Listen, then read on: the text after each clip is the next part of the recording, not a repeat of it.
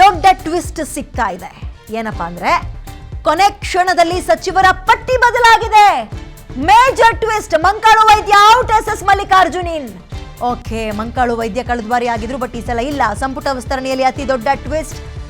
ದಾವಣಗೆರೆ ಭಾಗದ SS ಮಲ್ಲಿಕಾರ್ಜುನ್ ಶಾಮನೂರ್ ಅವರ ಮಗ, ಅವರನ್ನ ಪಟ್ಟಿಯಿಂದ ಹೊರಗಿಟ್ಟಿದ್ದಾರೆ ಅಂತ ಇಲ್ಲಿ ತನಕ ಸುದ್ದಿ ಇತ್ತು. ಬಟ್ ಈಗ ಎಕ್ಸ್ಚೇಂಜ್ ಆಗಿದೆ. SS ಮಲ್ಲಿಕಾರ್ಜುನ್ ಅವ್ರನ್ನ ಒಳಗೆ ಸೇರಿಸ್ಕೊಂಡಿದ್ದಾರೆ. SS ಮಲ್ಲಿಕಾರ್ಜುನ್. ಸೊ ಕೊನೆ ಕ್ಷಣದಲ್ಲಿ ಸಚಿವರ ಪಟ್ಟಿ ಬದಲಾಗಿದೆ.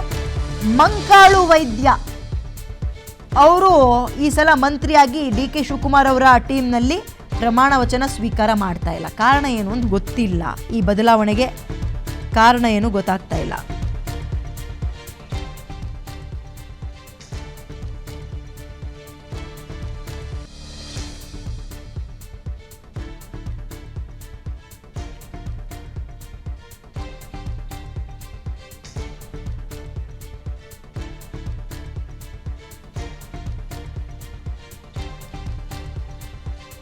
ಮಂಕಾಳು ವೈದ್ಯ ಔಟ್. ಇದೀಗ SS ಮಲ್ಲಿಕಾರ್ಜುನ್ ಅವರನ್ನ ಕ್ಯಾಬಿನೆಟ್ ಒಳಗೆ ಸೇರಿಸ್ಕೊಳ್ಳಲಾಗಿದೆ. ಆಕ್ಚುಲಿ ಆರಂಭದಲ್ಲಿ SS ಮಲ್ಲಿಕಾರ್ಜುನ್ ಅವರ ಹೆಸರು ಕೇಳು ಬಂದಿತ್ತು.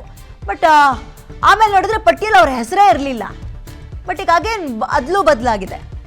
ಮೀನುಗಾರಿಕೆ ಸಚಿವರಾಗಿದ್ರು ಮಂಕಾಳು ವೈದ್ಯ ಅವರು.